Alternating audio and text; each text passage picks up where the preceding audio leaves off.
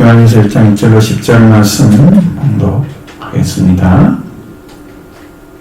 태초부터 있는 생명의 말씀에 관하여는 우리가 들은 바요 눈으로 본 바요 자세히 보고 우리의 손으로 만진 바라 이 생명이 나타내신 바 된지라. 이러한 생명을 우리가 보았고 정령의 너에게 전하나니 이는 아버지와 함께 계시다가 우리에게 나타나신 바 된 이시니라. 우리가 보고 들은 바를 너에게 전하면 너희가 우리와 사귐이 있게 하려 함이니 우리의 사귐은 아버지와 그의 아들 예수 그리스도와 더불어 누리니라. 우리가 이것을 쓰면 우리의 기쁨이 충만하게 하려 함이라. 우리가 그에게서 듣고 너에게 전하는 소식은 이것이니 곧 하나님은 빛이시라. 그의 너는 조금도 없으시다는 것이니라.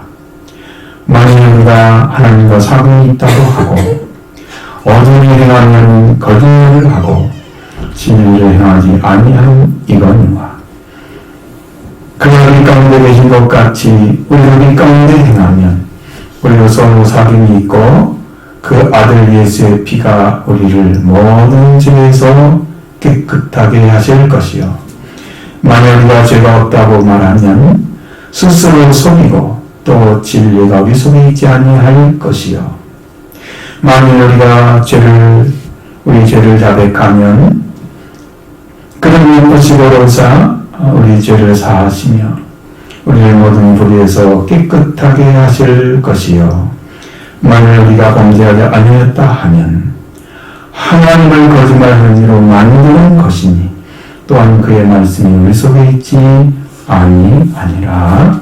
아멘. 요한일서는 덮어서 원래도 버전이라고 이렇게 그려지는 성경인데 요한 사도가 기록했다라고 전통적으로 내용입니다. 이유가 뭐냐면 거기에 내용이 요한복음과 공통된 용어들이 너무 많기 때문입니다.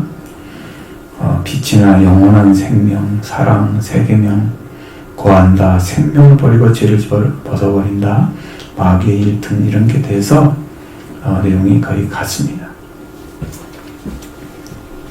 요한일서는 어디 누구에게 읽는 자가 누구인가? 파르티아인이라고 합니다. 이건 뭐냐면 오순절 때 성령을 받았던 사람들 있잖아요. 자국민들, 그 안에 백성들에게 보낸 것이다. 근데 이게 일치가 하지 않아요. 팔레스타인 유대계 그리스도인들에게 보냈다고 하기도 하고 고린도 교회에 보냈다기도 하고 주로 이방인 그리스도인들에게 보냈다기도 하고 그러니까 특정한 교회에 보낸 편지가 아니고 순회용 일반 교회, 당시 일반 교회에 소아시아 제교회에 보내진 것이다. 이렇게 해서 요한일서를 공동서신이라고 합니다. 공동서신이라면 받은 사람이 너무 많다는 거예요. 돌아가면서 읽도록 되어 있는 서신이라고 하는 것이죠. 그럼 요한일서는 언제쯤 쓰게 되는가 하는 것은 아주 학자들이 곤란해하고 있습니다. 왜냐하면 이걸 말하기 너무 힘들기 때문에. 근데 이제 2세기 초라고 하는 도 볼 수 있다고 얘기하는 사람들이 있어요. 근데 통설을 따르게 되면 1세기 말경처 90년경 요한복음에 이어서 요한일서도 에베소에서 일반 교회에게서 보냈을 것이다 라고 말하는 게 가장 타당한 이론입니다. 알 수가 없는 거죠. 너무 오래된 것들이기 때문에. 자, 그럼 요한일서는 왜 썼는가? 목적이 뭘까? 당시에 그리스도인들이 이단에 미혹된 일이 없이 정통적인 그리스도관의 입각에서 신앙생활을 잘하고 그리스도를 따르는 삶을 살기 위해서 그런 거였어요. 아주 중요한. 그 당시에 보면 거짓 예언자들이 나타났다고 4장 1절 나오거든요. 벌써 그 당시 썼을 때도 거짓 선자들이 나타나 있었어요. 그러니까 그런 사람들을 어떻게 배격하고 어떻게 신앙을 지켜갈 것인가에 대해서 관심을 가지게 되죠. 거기에 적절한 서신이다 하는 거죠. 그리고 2장 18절 같은 경우는 지금은 마지막 때라고 선포하기도 합니다. 여러분, 예수님 오실 때부터 말세였습니다. 성경은. 근데 말세 중에 말세가 지금인 거죠. 왜냐하면 징조들이 나타나기 때문에. 정제, 소문, 기근 이런 지진 같은 것들이 너무 크게 나오잖아요. 예전에 나오지 않았던 것들. 그리고 그 하는 나라가 누구에 온 것인지 분별하고 진리의 영과 미혹의 영을 구별하지 하면 안 된다고 사장 6절에 이야기합니다. 네 번째는 거짓말하는 자가 누구냐? 예수께서 그리스도의 심을 부정하는 자입니다. 이 땅에 나타나지 않았다. 거짓으로 나타났다. 육체로 오신 분이 아니다. 가연설을 주장하는 자들. 그들을 향해서 말하고 있는 거예요. 두려운 일이었습니다. 예수님 육체로 오지 않았다면 피가 어디 있어요? 우리는 구원 못 받죠? 받습니다. 이것을 하는 사람이 있어요. 그래서 이런 잘못된 사람들을 경계하고 그 다음에 케린 토스라고 하는 유대인 크리스천인데 이 사람이 주장했던 가연설, 이 가연설을 그노시스적 에비온주의적 이단자라고 합니다. 에비온이라는 맞죠? 여러분, 그 당시에는 예수 그리스도를 믿는데 또 다른 걸 해야 된다고 했어요. 생각을 하는 거죠.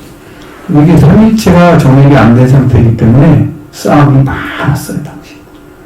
그런 문제들을 가지고 있었습니다. 그래서 예수님을 거짓된 이제 육체를 가지지 아니하고 그리스도가 오셨다. 참 육체가 아니다. 그래서 인성과 순화는 가상에 지나지 않는 이단설이라고 거꾸로 주장합니다. 성경의 기록을 완전히 버리는 거예요. 영리적인 면에서도 그들은 거짓된 삶을 살았습니다.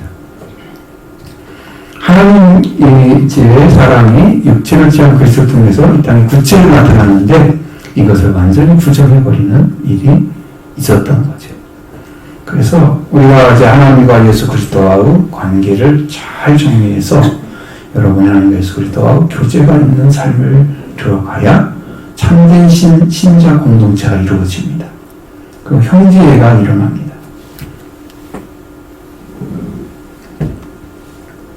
예수 그리스도, 하나님과 예수 그리스도와 교제를 가지는 것이 빛 가운데 걸어가는 것이고 이웃을 사랑하지 않으면 안 된다. 그런데 형제를 사랑하라고 말씀하고 있죠. 이런 말들. 그리고 이제 그리스도의 은혜로 말미암아 이 세상에서 이미 영원한 생명을 가지고 있음도 지각해 만드는 데 목적이 있습니다.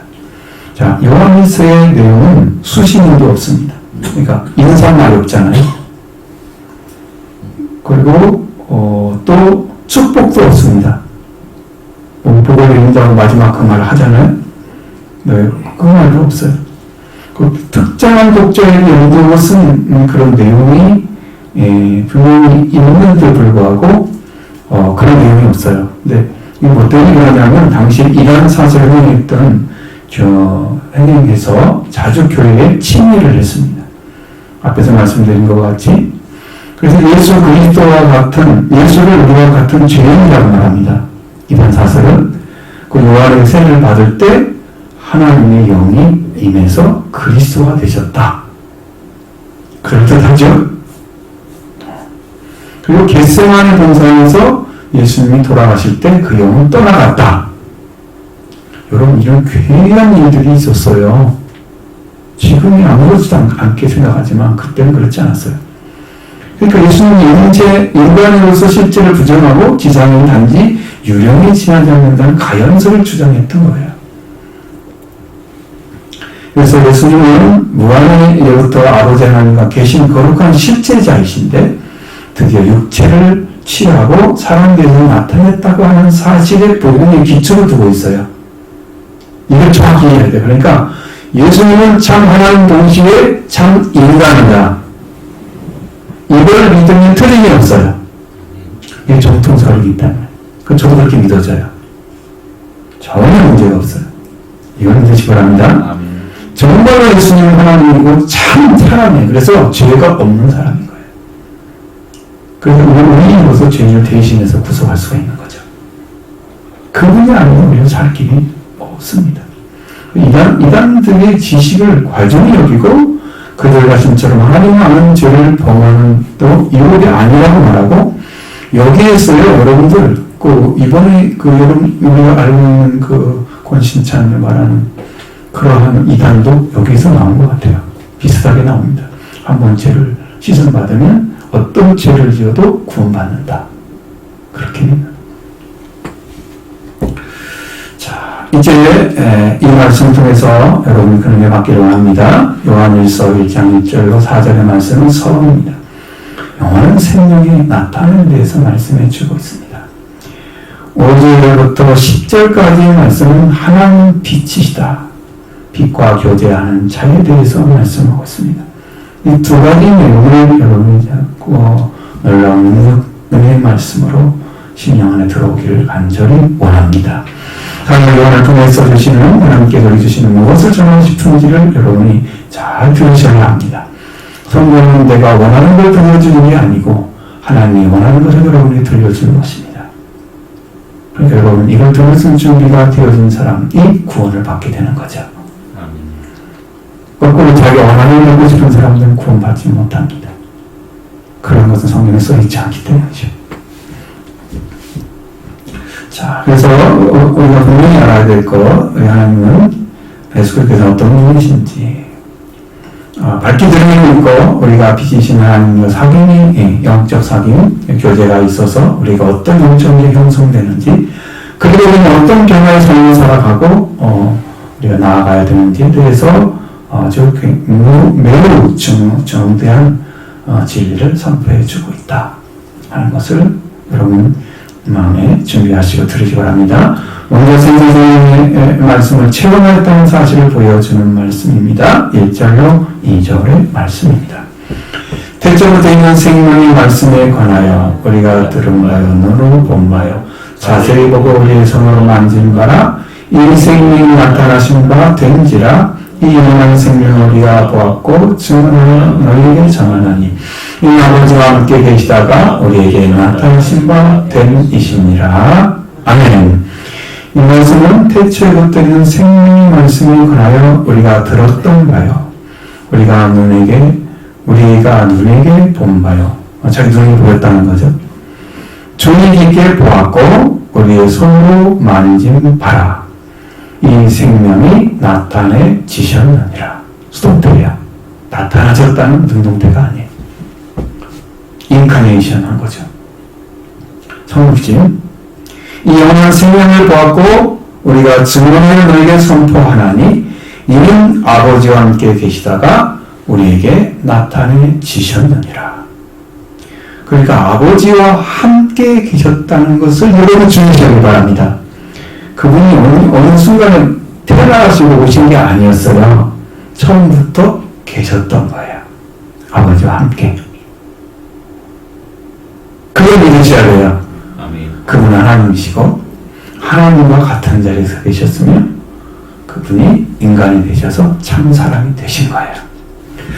자, 근데 태초의 생명의 이런 태초부터 있는 생명의 말씀. 그러니까 여기는 생명의 말씀이라고 하지 요한복음에서는 생명의 말씀이라고 쓰지 않고 말씀이라고 썼습니다. 요한복음 1장 1절로 5절의 말씀 안에 이 말씀에 대한 대답이 아주 많이 들어 있습니다. 자, 여기는 태초에 말씀이 계시니라. 이 말씀에 대한 이야기입니다. 이 말씀이 하나님과 함께 계셨으니 이 말씀은 곧 하나님이시라. 말씀과 하나님은 하나다고 가르쳐줍니다. 그가 태초에 하나님과 함께 계셨고 말씀이 태초에 하나님과 계셨고 만물이 그로 말미암아 지은 바 되었다. 그러니까 만물도 말씀으로 말미암아 지은 바 되었다. 지음자마다 그가 없이는 된 것이 없다고 말씀하십니다. 그 말씀 안에 생명이 있었다. 그 안에 생명이 있었으니 이 생명은 사람들의 빛이라. 그 말씀 안에 생명이 있었다고 말씀하시고 그 말씀이 그 사람들의 빛으로 나타나신 거죠. 빛이 어둠에 비치되 어둠이 깨닫지 못하더라. 여기에 중요한 사실이 하나 있습니다. 제가 이제 그걸 보면서 알게 됐는데, 자, 태초의 말씀은 곧 하나님이셨다. 말씀은 하나님이라고 일치를 시켰죠. 그리고 분명히 그분은 태초의 말씀과 함께 계셨고 만물도 그러나 창조되었고 그 안에 생명이 있었는데 이 생명은 사람들의 빛이시었다. 이 생명의 빛이 사람들에게 빛이셨는데 어둠에 있는 자들이 이해하지 못하고 있었다. 그렇게 이야기합니다. 깨닫지 못했다는 말씀을 써있죠. 그런데 여기에 사실은 요한복음 1장 5절에 깨닫지 못하더라는 단어는 이게 원래 이런 의미가 아니었어요. 눌러버리다, 제압하다 라는 의미였어요. 여기에도 쓸 때. 그러면 어둠이 빛을 제압하지 못했다는 의미입니다. 그래서 옛날 성경에는 이기지 못하였다 라고 써있잖아요. 그게 올바른 번역이었어요. 이 바꾼 것은 그냥 일반적 기초에 의해서 바꾼 거고 원래는 그게 맞아요. 이것도 뒤에 오신 거잖아요. 제압하지 못했다. 이기지 못했다는 거예요. 그러니까 빛을 어둠이 공격을 했는데 이기지 못했다는 거예요. 이미 승리자로 들어오는 거예요. 빛이 이 땅에. 어둠을 이겼으면 승리자로 들어오는 거예요. 그게 예수 그리스도죠. 빛은. 그분이 생명을 가지고 오셨잖아요. 하나님의 생명. 그래서 생명의 말씀이신 거예요. 생명의 말씀. 자, 이 말씀이 빛이 어둠의 빛이 어둠의 빛을 눌러버리지 못했다. 이길 수가 없었다. 그래서 빛의 능력을 어둠이 이기지 못했다는 사실을 가르쳐주는 것입니다. 강력한 능력이었다. 빛은. 여기 태초에 계시는 말씀을 하는 문장은 그 태초에 아버지와 아들의 영이 계셨다. 말씀이 계셨다는 말은 아버지와 아들의 영이 계셨다. 라는 뜻입니다. 이 말씀 안에 포함되어 계신 분이 하나님이라고 말씀하셨잖아요. 그 하나님이 바로 아버지와 아들을 가리키는 거예요. 말씀은 곧 하나님이라고 했죠. 그 하나님이 아버지와 아들을 가리키는 거예요. 그러니까 하나님만 계시는 삶이 일정한 게 있어 예수 그리스도는 보이지 않는 그분이 아니고 처음부터 계셨어요. 그럼 왜 1이라고 말씀하세요? 3이라고 말씀하세요? 성령이 계시기 때문에. 여기에서 태초에 계신 말씀이라는 문자는 태초에 아버지와 아들의 영이 계셨다 말씀하시죠. 이 영이 육신이 되셔서 인카네이션 되셔서 태어나신 분이 바로 예수 그리스도이십니다. 하나님의 독생자의 영광을 가리신 분이십니다. 하나님이시면서 사람이신 완전한 분이십니다. 완전 하나님이시고 완전한 사람이시다. 이때부터 있는 새 말씀은 아버지와 아들과 그 아들로 나타나신 아버지 하나님과 그 아들로 나타나신 예수를 가리키고 있습니다. 이 말씀이 세상에 오셨다. 사도 요한은 태초에서부터 계신 생명의 말씀에 관하여 우리가 들었던 바요. 우리 눈으로 보았고 주의깊게 보았고 그래서 만졌다라고 얘기합니다. 자, 태초부터 계신 말씀에 대해서 주를 들었다는 거예요. 여러분, 듣는 것이 완전한 건 아니잖아요. 들었는데 어떤 사람은 이렇게도 저렇게도 들을 수 있잖아요. 그러면 듣는 것에 대해서는 의견이 분분할 수 있어요. 그래서 이 말씀을 들었어요 라고 얘기했을 때 신빙성이 좀 떨어지게 되는 거죠. 떨어지게 되는 거예요. 그런데 이제 이 들은 것을 신빙성이 적다고 하면 눈으로 본 바로 되었다라고 하면 신빙성이 올라가죠. 확인을 했기 때문에 들었던 그분이 여기 계셔. 눈으로 확인했어요. 신빙성이 100번 되잖아요. 그죠? 그러면 태초에 계신 말씀이 말씀 들어서 보니까 눈으로 본다는 그래도 신빙성이 확보됐는데 눈으로 보았다는 증거는 확실해서 아주 결정적인 증거가 됩니다. 그러니까 여러분 복음은 우리 눈으로 본 것처럼 확실히 믿어져야 돼요. 그렇게 믿어져야 여러분 안에 주님이 계시는 거죠. 근데 중간에 성경의 말씀은 주의 깊게 보았다. 아주 자세히 봤다고 성경 써있죠. 아주 주의 깊게 봤다. 그래서 그 말씀을 살펴볼 수 있는 기회가 있었다는 거예요. 그분에 대해서. 요한 사도는 그 다음에 손으로 만졌다. 우리의 손으로 만진 바 되신 분이다.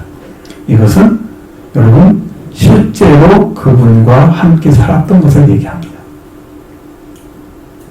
더 이상 증거가 필요 없죠. 살았으면 그 이상 증거가 필요 없잖아요. 그분에 대해서. 이렇게 많잖아요. 사도요한은 이 생명에서 증언하는데 완전한 증인이었던 사실을 나타내 보여주고 있습니다. 그렇기 때문에 여러분이 요한이 전해진 그 말씀을 그대로 믿을 수 있는 것이 말씀을 믿는 것임을 명심하시기 바랍니다. 그대로 믿는 것입니다. 이게 뭐예요? 이렇게 하는 게 아니고 믿으면 알아집니다. 알면 믿어지는 게 아니에요. 정보를 많이 안다고 해서 신학자들이 믿는 종교 아니에요. 그분이 여러분에 들어오셔서 믿어지면 이게 믿음이 좋은 거예요. 그분이 안 믿어지면 아무리 많이 알고 있어도 거짓된 지식에 불과해요. 거창한 지식이죠. 사람 보기에 아무것도 아닙니다. 오늘 이렇게 전해진 말씀에 대해서 대체부터 계신 말씀을 배우는 것입니다. 저는 만났던 부활하신 예수 그리스도 특별히 사랑을 요한을 위해서 십자가 못 박을 때 갔었죠. 궁전과 나왔습니다. 그 창으로 찍었을 때 피가 불이 나왔던 것도 봤습니다. 요한은 증언은 완벽한 생명의 말씀이신 예수 그리스도를 증언하고 있는 것입니다. 그러니까 이 복음을 믿으시기 바랍니다. 생명의 말씀, 얘기하는 말씀, 생명을 전달해주는 분을 가르치는 거예요. 이 말씀은 아버지와 아들의 영이 있었다는 거죠. 그 아버지와 아들의 영이 우리에게 오시면 우리 안에 생명이 들어오고 죽지 않는 생명을 받게 되는 거예요. 그걸 누가 가져오세요? 성령이 가져오시는 거예요. 그래서 삶이 제가 필요한 거예요. 이 말씀은 이 시간입니다. 오늘 함께 돌아오셔서 여러분들 오늘 몇십 년을 받으시길 바랍니다. 우리는 영원한 생명을 얻었습니다. 우리가 보고 들은 것을 너희에게 전하는 목적이 바로 우리와 너희와 교제를 가지려는 것이었다 라고 말씀하고 있습니다. 3절로 4절의 말씀을 봅니다. 우리가 보고 들은 바를 너희에게 전하면 너희가 우리와 사귐이 있게 하려 함이니라. 우리의 사귐은 아버지와 그 아들 예수 그리스도와 더불어 쓰리니라. 우리가 이것을 쓰는 우리의 기쁨이 충만하게 하려 함이라. 아멘. 자, 이 말씀을 읽겠습니다. 우리가 보았고 들었던 바를 너에게 또한 선포함은 너에게 우리와 함께 교제를 가지게 하려는 것이니 우리의 교제는 아버지와 그의 아들 예수 그리스도와 함께. 이것을 우리가 이것을 기록하고 있는 것은 우리의 기쁨이 충만함을 받게 하려 함이라. 자, 그 하나님께서 우리 사도 요한을 통해서 이 말씀을 우리에게 전해주고 계실까요? 자, 우리가 보았고 들었던 바를 너희에게 선포한 너희에게 우리와 함께 교제를 가지게 하려는 것이다. 여러분 보았던 사람, 만진 바 된 사람과 교제를 해야 될 거 아니에요. 그분이 알고 있는 그분을 만나서 변화된 영적 관계가 있잖아요. 그걸 우리가 얻기를 원하죠. 그래야 그분이 가졌던 관계를 우리가 또 같이 들어가서 그분이 전한 말씀에 의해서 우리도 그 완전한 생명을 얻게 되기 때문입니다. 필요하죠? 그래서 이 말씀을 하시는 거예요. 교제를 가지게 하죠. 이 말씀을 선포하고 있는 거예요. 이 교제에 관한 이 생명의 말씀을 선포해 주는 자와 그 말씀 선포를 받는 자들입니다. 말씀을 받아서 전해주는 자와 말씀을 받아서 서로 교제의 대상이 되는 것이죠. 이 교제가 이루어지는 현장이 바로 교회 안에서 이루어진 아주 중요한 일입니다. 이 교제가 이루어져야 됩니다. 이 교회에서. 나도 생명의 말씀을 이렇게 받았습니다. 너무 기쁩니다. 감사합니다. 여러분이 그 말씀이 많이 오실 것입니다. 왜? 믿으면 돼요. 믿음을 안 받아들이면 여러분 아무런 역사가 안 일어나요. 여러분이 끌어당기는 마음이 없잖아요. 사모함이 없는데 그게 올 리가 없어요. 사모할 때 오십니다. 그 사모함이 굉장히 강한 사람일수록 더 강력하게 오십니다. 사망을 여러분 찾아내셔야 됩니다. 여러분 안에. 그러면 교회에서 이런 일이 벌어지면 교회가 활성화가 될 것입니다. 만나기를 원하고 교제하기 위해서 모이기를 힘쓰게 될 것입니다. 친교하는 살아있는 교회가 되는 거죠. 이걸 바탕으로 해서 활력이 있고 성장을 하는 하나님의 왕국이 더 강하게 이 땅 여기에 나타나는 역사가 일어날 것입니다. 그 영적인 부흥이 일어나면 여러분 안에서 영적인 부흥으로, 양적인 부흥으로 또 이끌어갑니다. 말씀을 믿는 사람이 날마다 더하게 하시는 이유가 뭐예요? 그 말씀이 흥황했기 때문이에요. 말씀이 넘쳤기 때문이에요.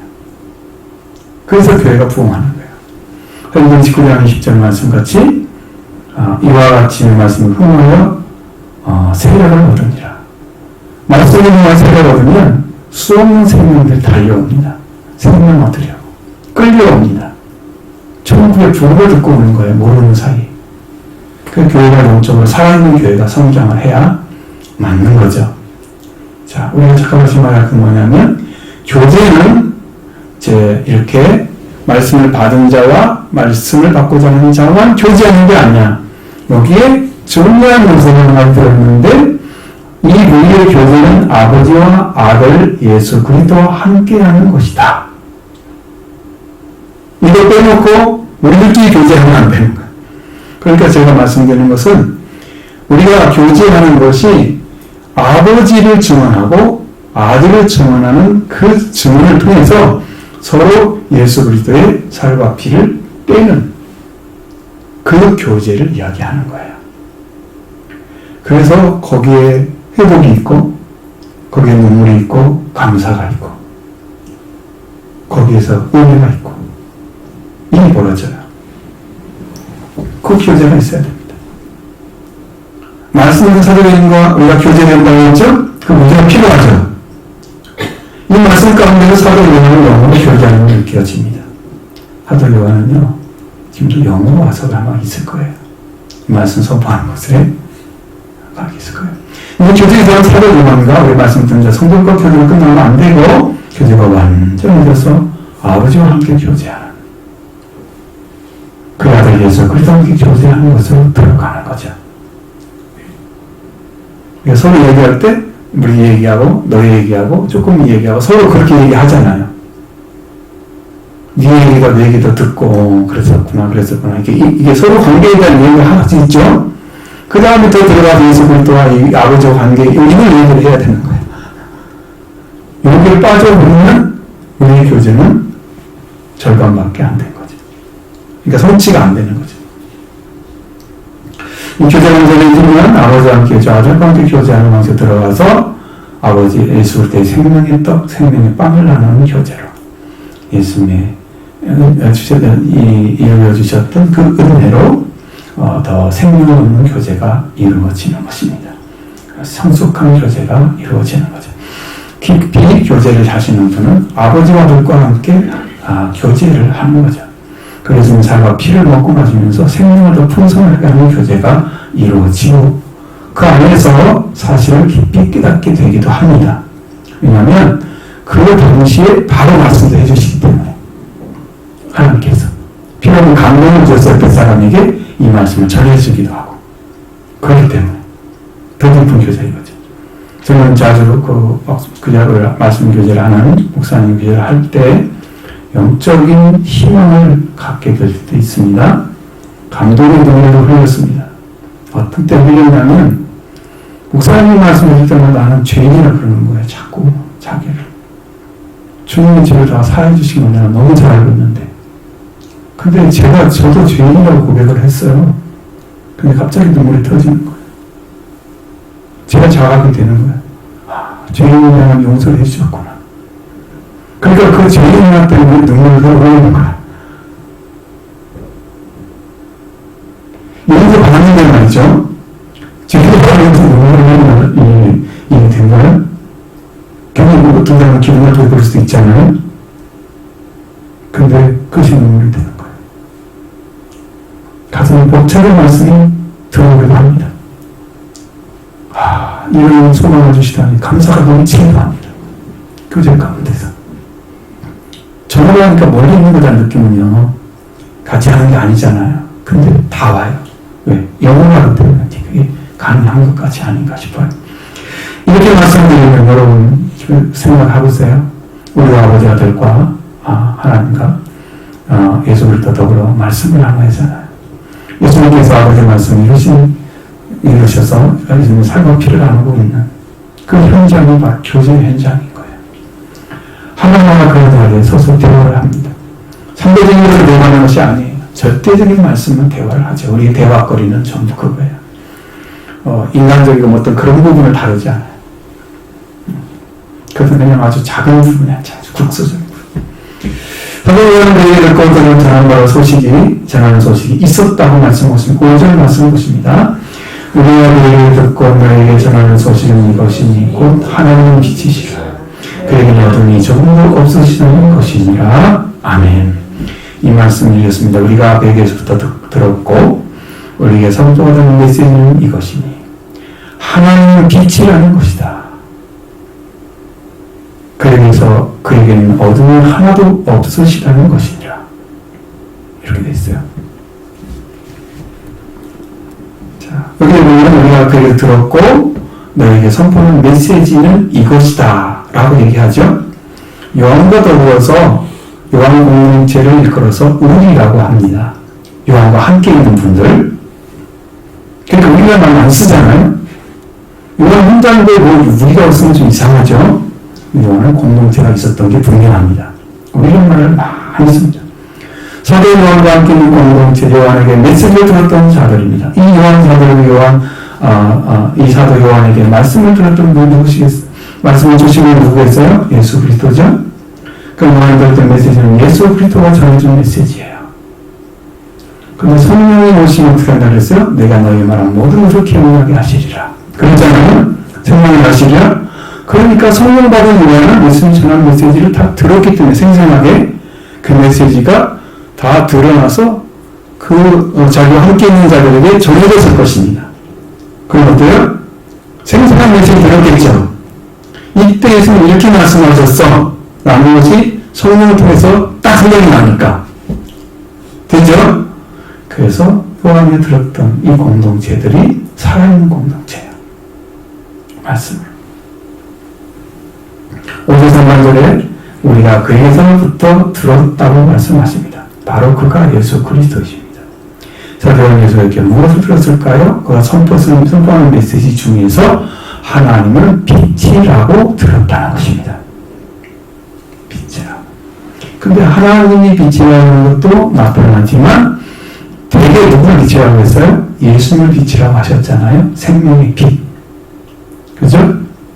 예수님은 또 참빛. 그죠? 진리의 빛이란 말이죠. 예수님이 빛이라고 말씀하시는 게 성경에 더 많이 나오고.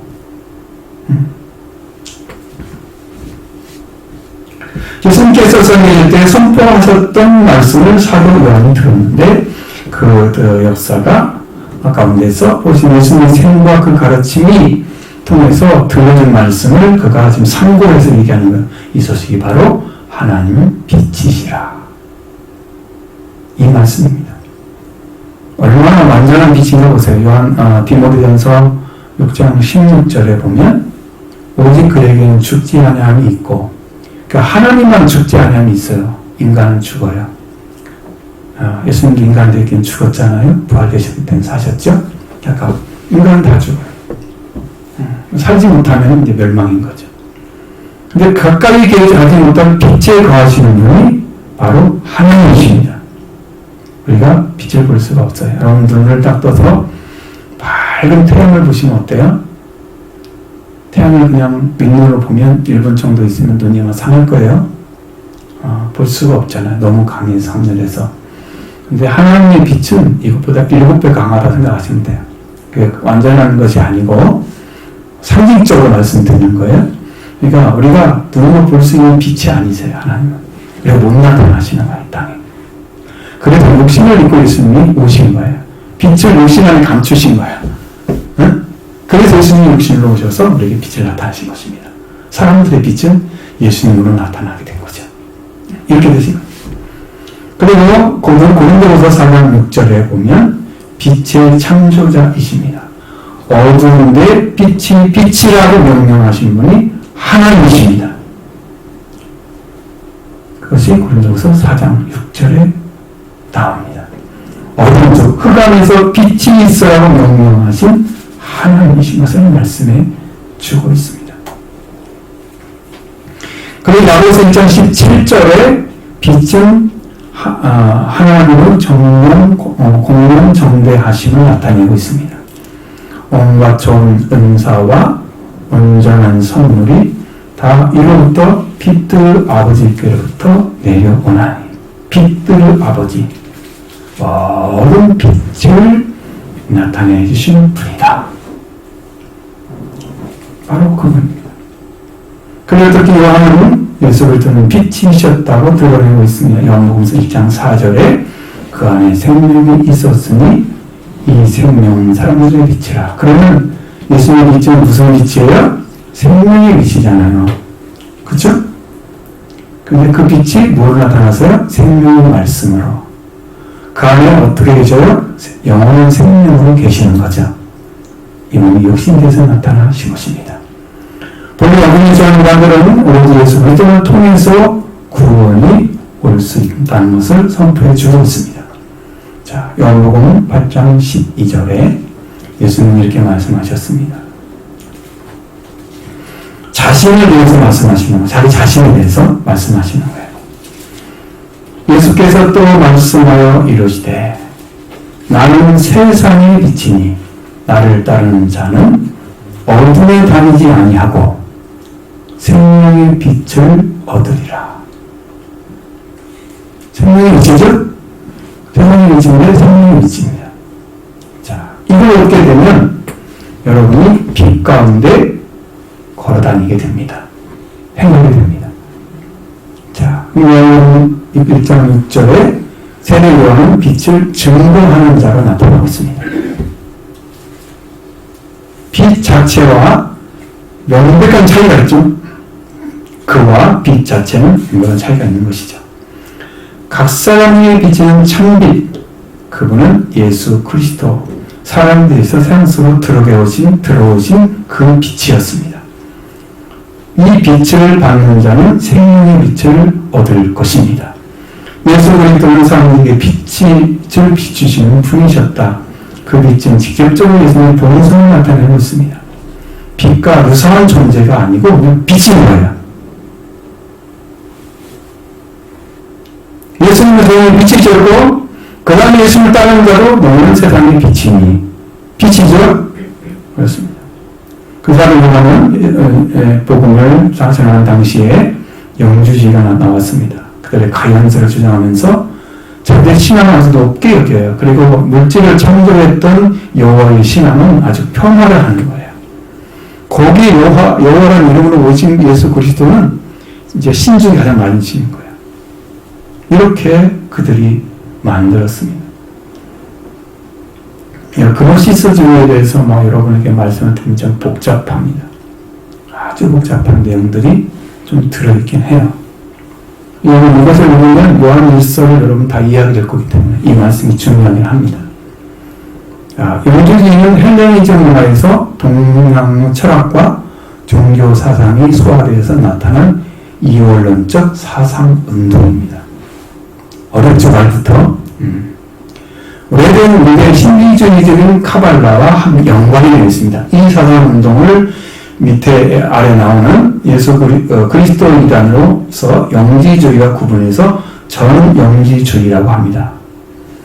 영지주의의 골자는 이것입니다. 뭐냐면 신을 피조물인 영혼이 악마의 피조물인 물질에 갇혀서 고통받고 있다.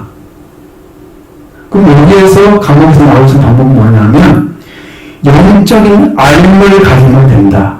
그 그레오시스라는 헬라어가 지식이라는 말이거든요. 지식. 영적인 알을 가지면 이 감옥에서 탈출할 수 있다라는 이론이에요. 들어본 적 있어요? 아마 신학교 다니면 조금 이렇게 훑었을 거야. 그래서 원죄 단지 이 가상현실, 현실인 감옥 우주 음모론밖에 보여집니다. 근데 이런 내용도 플라톤이 쓴 파이돈에도 나오는 내용이에요. 그럼 헬라 철학이 들어있다는 거거든요. 이걸 종교와 같이 섞은 거예요. 유대교와. 그래서 이게 만들어냈어요. 우리가 이단들은 다 섞잖아요, 지금. 이단 전파하는 그 내용들이요. 다 섞여 있어요. 뭐뭐 섞여 있어요. 들어보면 그 내용 다 영으면 세 개가 다 나와요. 이건 똑같은 것입니다. 여기 나오는 모던은 바로 이단적인 속성을 가리키는 그 사상을 말해서 그리스도와 연합되어진 괴이한 이론들입니다. 그리고 영지주와 주의와 가연설을 나타내고 있습니다. 예수님은 육체로 오신 분이잖아요. 그러니까 육체로 오신 분이기 때문에 가연설은 해당되지 않습니다. 가짜로 나타났다? 라는 해당되지 않죠. 이런 어둠에 속하는 자들, 또 사탄에게 속하는 자들은 하나님께서 예수 그리스도를 통해서 주시는 영원한 생명을 받지 못한 자들이고 어둠입니다. 그들이 죄 가운데 있는 자들입니다. 여기까지 따라오셔야 되는데 쭉 따라오셔야 돼요. 여러분 듣고 싶은 말 들으시면 안 돼요. 안 따라오시고 여러분 듣고 싶은 말 들으면 안 된다고. 네, 하나님께는 어둠이 하나도 없으시다 라고 말하고 있습니다.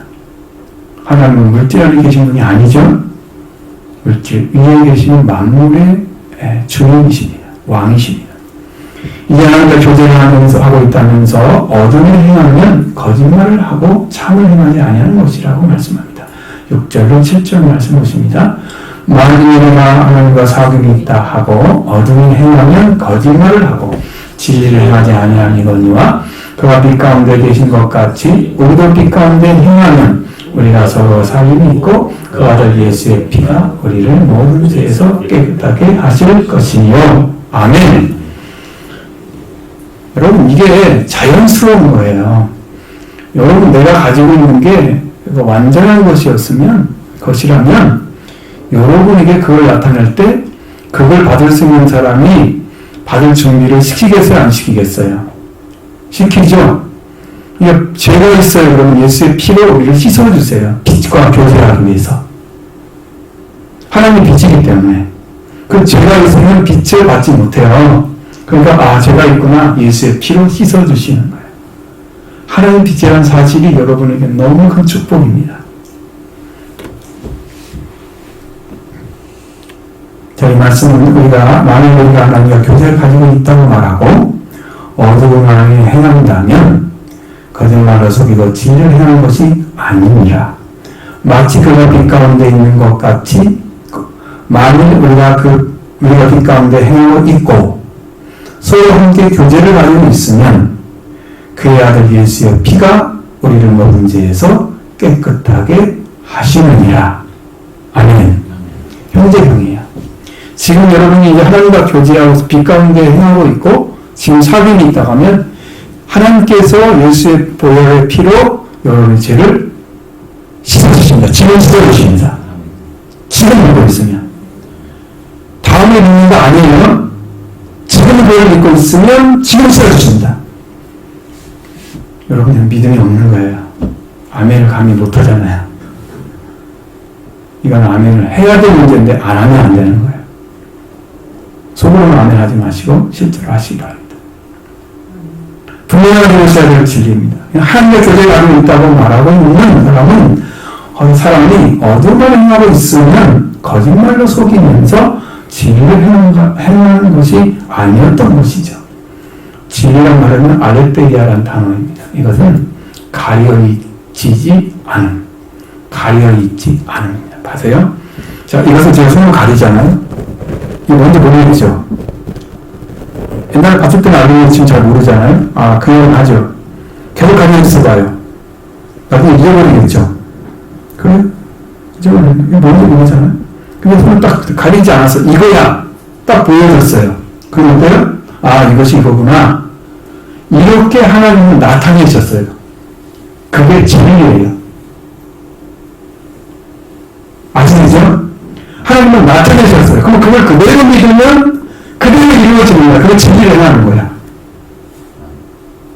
무슨 말인지 알겠죠? 이렇게 쉬운 거예요. 그러니까 하나님은 빛이라고 그들 빛을 그대로 믿으시면 여러분이 진리 가운데 행하고 있는 거예요. 그런데 어둠 가운데 있으면서 나는 하나님과 교제하고 있다 라고 한다면 뭐라고 있는 거예요? 진리를 행하지 않고 있는 거죠. 가려진 상태로 살고 있는 거예요. 그럼 하나님 빛인데 내가 어둠 가운데 있을 수가 없잖아요. 빛이 들어오면 내가 어둠이 되면 안 되죠. 그러니까 이 말씀은 이거예요. 예수님은 진리시고 예수님은 밝게 드러내신 분이시다. 이 진리를 믿으면 자유를 얻습니다. 하나님의 빛이다 그러면 어둠이 있지 않고 빛이 있는 것입니다. 여러분 그대로 믿으셔야 돼요. 어둠이 있지 않습니다. 빛이 있습니다. 빛 가운데 일어납니다. 이 말씀이 그대로 하나님을 교제하고 있으면 이들이 이루어질 줄 믿습니다. 빛이 하나님과 교제하면 어둠에 잡히지 않고 생명의 빛을 얻을 것입니다. 그대로 이루어집니다. 이게 말씀이에요. 이만 하나님과 교제하고 있다면서 행동으로 어둠의 삶을 살고 있다면 신앙생활은 분명하게 거짓말을 하고 있는 거잖아요. 자기가 스스로. 그리고 진리 안에 진리 가운데서 진리를 행하지 않고 있는 거죠. 이해가 되시죠? 이 말씀이 바로 이것을 얘기합니다.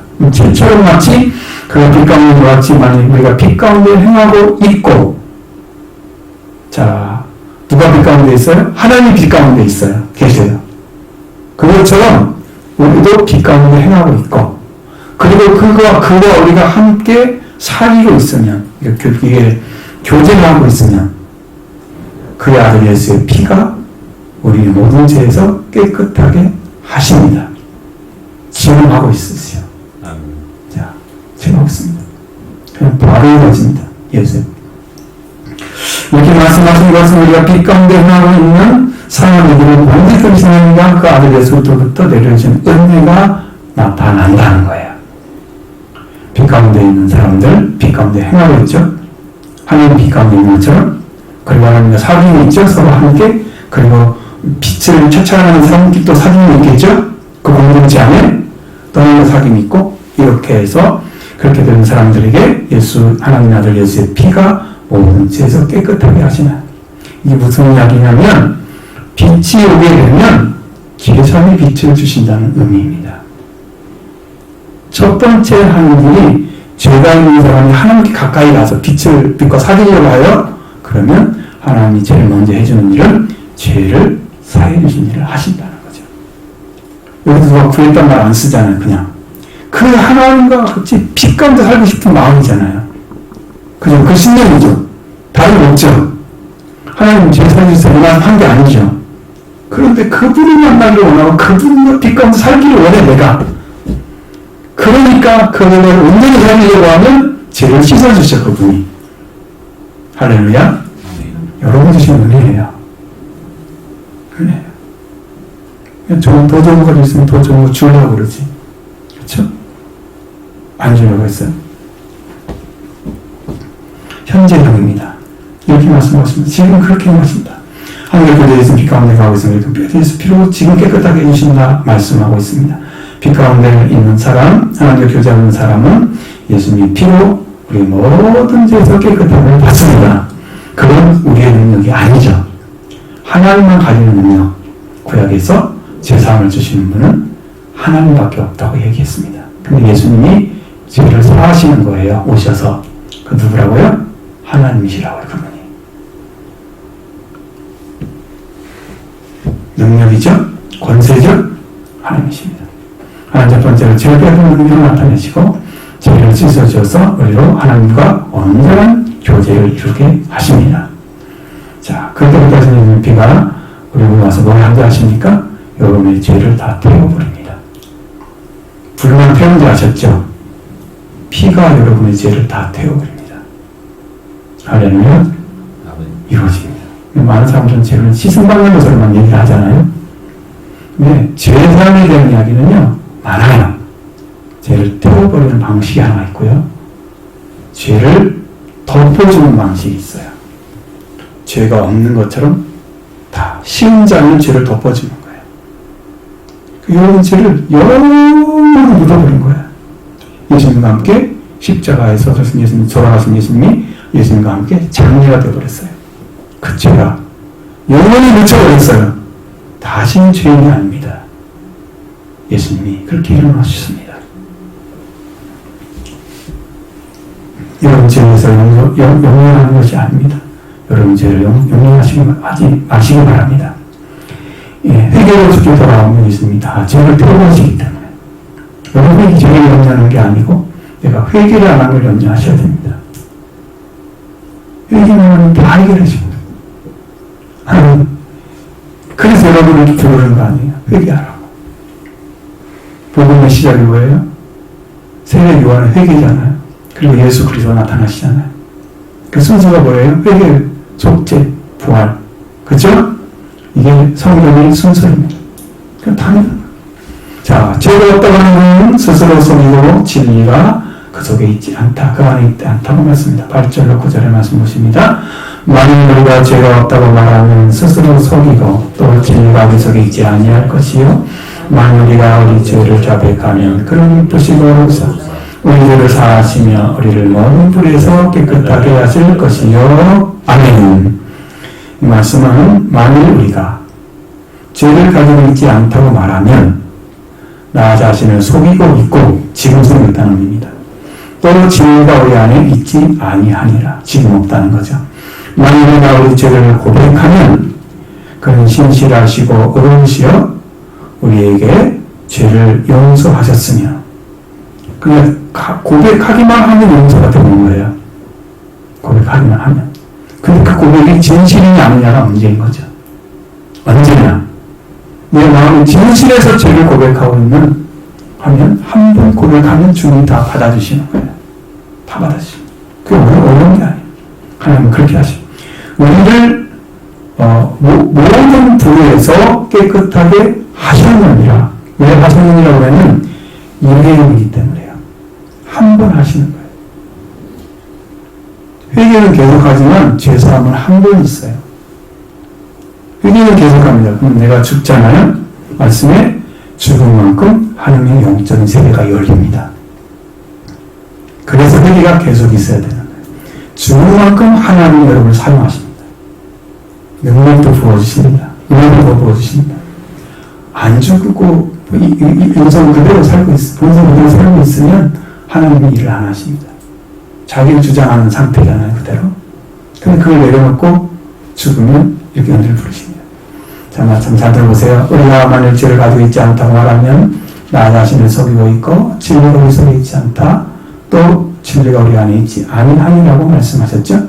만일 우리가 죄를 가지고 있지 않다고 말한다면 이 말씀은 우리가 죄를 가지고 있다고 말해야 한다는 걸 전제하고 있는 거예요. 왜 그렇습니까? 우리는 죄와 죄성을 가지고 있는 죄인이기 때문입니다. 용서받은 죄인이에요. 구약에 했는데 절기가 있어요. 그리스도를 통해서 얻어지는 완전한 속죄와 부활 그리고 죽지 않는 신이 되는 것까지 유월절과 오순절, 초막절까지 모두가 죄가 있어서 이 절기를 마지막 절기를 지킬 때까지 속죄를 하도록 되어 있어요. 그러니까 말씀으로 다 이뤄서 초막절까지 일주일 들어갔는데 회개를 하는 거예요. 죄성이 있기 때문에 회개하는 거예요. 초막절에 들어가도 죄가 있어요. 마지막 초막절에서 죽음이 없는 신이 되는 자가 되어 있어도 죄가 있어요. 그래서 회개하는 일만 계속하면 돼요. 그 사람. 그러면 완전해집니다. 예수 그리스도 함께 걸어갑니다. 그래서 죄를 지는 사람은 죄에서 죽음으로 죄에서 죄를 지는 자는 죽음으로 죄에서 죽어야 됩니다. 그러니까 죄 때문에 죽는 거죠. 이 죄 속죄를 해야 한다는 것은 바로 회개를 해야 한다는 말과 동의어입니다. 여기에 분명하게 하나님 비치셨습니다. 이 비치신 하나님과 교제를 하는 자는 예수의 피로 그 죄에서 모든 죄에서 깨끗하게 하셨습니다. 하나님 빛을 하나님 빛은 죄를 속하는 죄를 사하는 빛이십니다. 그리고 이렇게 하는 교제하는 자가 만일 우리가 죄를 가지고 있지 않다 하고 자신을 속이고 있고 또 우리가 진리가 우리 안에 있지 않다고 말씀하시죠.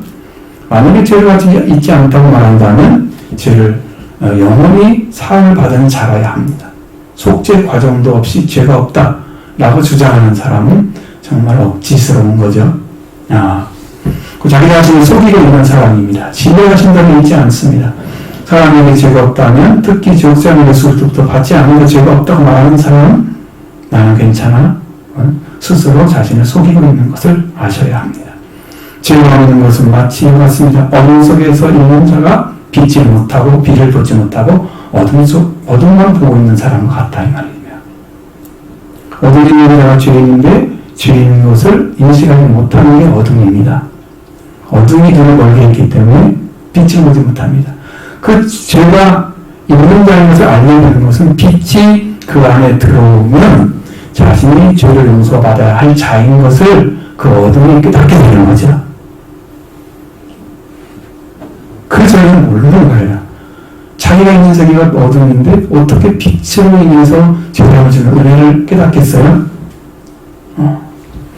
자, 그렇게 하면 무엇이 필요합니까? 죄를 고백하는 게 필요하다는 거죠.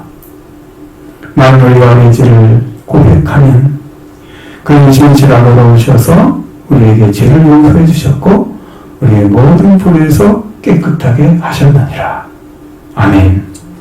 놀라운 진리입니다. 여러분 영원히 자유롭게 하는 진리입니다. 여러분의 생명 살리는 진리입니다.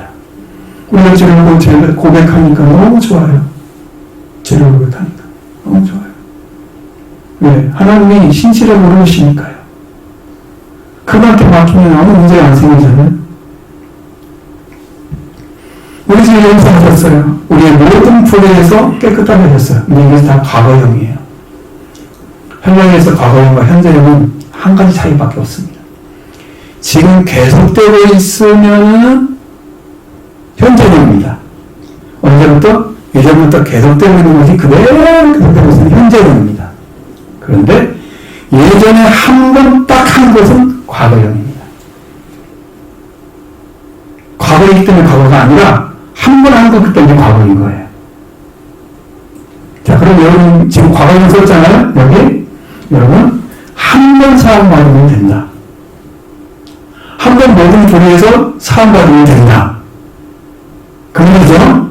그럼 여러분 아주 쉬운 길을 하나님께 알아가주신 거예요. 한 번 하시면 됩니다. 불은 뭐냐면 모든 불은 뭐냐면 하나님을 대적하는 성품을 가리킵니다. 자기가 어렵지 않은데 어려운 것처럼 척하는 거예요. 그게 불이에요. 그것까지 대적해요. 하나님. 내가 언제 지냈어요? 내가 뭐 잘못했어요? 내가 옳지 않아요? 하나님을 해서 자기 분명히 부대자가 서 있는데 불구하고 그걸 인식하지 못하고 하나님 그것까지도 다 어떻게 하셨는가? 깨끗하게 하셨느니라. 할렐루야. 그렇게 하셨습니다. 우리 하나님을 있어서 부지불식한 동안에 하나님을 대적한 자리에 서는 경우가 있습니다. 정말 자신을 대지 않은 것처럼 생각하고 살죠. 우리는 때때로 하나님을 대적하는 생각이나 말을 하고 있는데 사실상 항상 깨닫기는 어렵습니다. 깨어있는 자만 말의 실수를 깨닫죠. 그러면 바로 그 자리에서 회개합니다. 하나님 용서해 주세요. 제가 말을 잘못했어요. 다시 그걸 담을 수가 없잖아요. 잘못한 말은. 그러니까 용서해달라고 해야 고쳐지죠. 그렇습니다. 즉시 고백합니다. 하나님이 사해 주십니다. 모든 불에서 깨끗하게 하십니다. 즉각 회개해야 그렇지 않으면 안 된다. 우리 죄를 잡고 고백하면 죄에서 사하시고 모든 불에서 깨끗하게 하십니다. 지금 이런 좀 있습니다. 할렐루야. 근데 만약에 범죄하지 않았다 하면 더 큰 죄를 범하는 것입니다. 10절 말씀하십니다. 만일 내가 범죄하지 아니었다 하면 하나님을 거짓말하는 이로 만드는 것이니 또한 그의 말씀이 우리 속에 있지 아니하니라. 아멘. 이 말씀 만일 우리가 죄를 짓지 않았다고 말하면 그를 거짓말쟁이로 만들고 있는 것이니 또 그의 말씀이 우리 안에 있지 아니하니라. 8절에 말씀드렸지만 만일 우리가 죄를 가지고 있지 않다고 말하면 나 자신을 속이고 있고 또 진리가 우리 안에 있지 아니하다고 말씀하셨잖아요. 이 말씀을 분명하게 자신의 죄성을 깊이 보게 되면 우리는 죄를 가지고 있다고 고백하지 않을 수가 없습니다. 그러나 이렇게 하지 못하는 자는 자신을 속이고 있는 것이죠. 자, 그것은 다른 말로 말하면 자신이 자신을 속고 있는 거예요. 자신이 자신에게 속고 있는 거예요. 나는 이렇게 생각하기로 결정했어. 그러니까 난 이렇게 생각할 거야. 스스로 결정해놓고 스스로 믿는 거. 그거는 뭐예요? 나 자신이 나를 속이고 있고 나도 나 거기에 속고 있는 거예요. 하나님 말씀한 게 아니잖아요. 그렇기 때문에 여러분 스스로 정하지 마십시오. 제사함은 하나님이 주십니다. 부모님도 깨끗하게 하시는 분도 하나님이 하십니다. 내가 하는 게 아니야. 죄를 짓고 있고 사는 거 없는 사람, 나는 죄가 있지 않다고 말한다면 자신이 죄를 가지고 있는데 그 사실을 인지하지 못했을 때입니다. 성경에는 모든 사람이 죄를 지었으니 라고 말씀하고 있잖아요. 근데 나는 모든 사람이 포함되지 나는 죄 안 지었어 라고 고백한다면 나는 그 죄를 짓지 않는 사람이에요. 범죄하지 않았다는 거죠. 그런 사람들은요, 고의적으로 자기 죄를 인정하지 않는 죄가 추가됩니다. 가중처벌이 돼요. 왜? 자기 안에 죄가 있다는 걸 어떻게 알 수 있습니까? 여러분, 죄가 있다는 걸 제가 말씀드려줄게요. 잘 들어보세요. 말씀을 들으면 자신이 묶임을 당하는 느낌이 있다. 말씀을 들으면 거부감 생기는 거예요. 하나님의 말씀이 들어오지 않아서 내 안에서 말씀에 반발하고 있는 심리예요. 말씀이 안 들어와. 내 안에는 거부하는 거예요. 또 하나님의 말씀이 내 안에 들어왔을 때 내가 그 말씀을 다른 자리에 서야 하는 걸 생각하지 못하고 있는 경우도 있습니다. 이 말씀이 뭐냐면 말씀을 들어도 깨닫지 못하는 경우입니다. 그런데 고의적으로 말씀을 대적하는 마음이 생긴다면 회개하지 않아서 내 안에서 본성이 이렇게 하나님의 말씀을 함부로 대하고 있는 거다. 이거는요, 예수님 믿고 한 번도 회개하지 않은 사람의 모습이에요. 길가와 같은 밭에 아예 그냥 무감각해. 말씀에 대해서. 자, 근데 실제로서 만약 우리가 죄를 짓지 않았다고 말하면 그를 거짓말쟁이로 만드는 것이니 또 그의 말씀을 잊지 않다고 말씀하셨습니다. 사랑하는 하나님께 죄를 지어서 저주를 받고 죽음까지 되었잖아요. 이미 그는 구약에 증언하고 있습니다. 죽음에서 구원을 받아야 할 자인데 라고 가르쳐주면 구약 성경에 기록된 말씀이야. 그걸 예수님이 이루신 거예요. 그래서 속죄하는 제사가 있고 율법을 어긴 자에 또 드리는 제사가 따로 있잖아요. 여러 가지 제사가 있잖아요. 하나님께 나가는 길을 찾아야만 되기 때문에 죄인이기 때문에 주신 거잖아요. 그렇죠? 근데 죄를 짓지 않아서 그럼 어떻게 돼요? 수많은 사람이 죄를 지은 자여서 그들의 멸망을 막기 위해서 하나님의 사랑은 이제 독생자를 보내신 사랑으로 나타내셨습니다. 이 사람을 살리기 위해서 독생자를 보내주신 거예요. 이 사람은 예수님을 죽기까지 복종해서 아버지께 대한 사랑을 나타내셨습니다. 그의 의로움도 나타내셨습니다. 그래서 죄인은 우리가 예수님 지신 십자가 그의 부활되심으로 구원을 완성해서 우리에게 주셨는데 우리가 죄를 짓지 않았다고 말한다면 하나님을 거짓말쟁이로 만드는 것입니다. 하나님은 이렇게까지 사랑하셨는데 나는 인정하지 않는 하나님을 거짓말쟁이로 만들고 있으면 누구니까? 하나님을 거짓말쟁이로 만드는 거예요. 죄를 지어서 하나님은 이렇게 구체적으로 다 회개, 속죄, 부활 다 인정하셨는데 우리가 그걸 인정하지 않는다. 내가 얼마나 어리석으면 그렇게 하고 있어요? 그것도 인식하지 못하고 있어요? 그럼 예수를 믿어요? 개혁성경에는 이제 그가 바로 누구냐 썼을 때 성령 하나님으로 그냥 했잖아요. 그게 하나님은 맞아요. 근데 이제 원어에는 그란 말을 썼습니다. 하나님께 죄를 지은 자는 죄와 사망에 있는 자라는 것을 말씀하셨습니다. 하나님은 그리스도 예수 안에 정죄할 수 없는 자가 되게 하셨죠. 그리고 이 그리스도 안에 있는 생명의 성령의 법이 죄와 사망의 소리를 해방해 주셨습니다.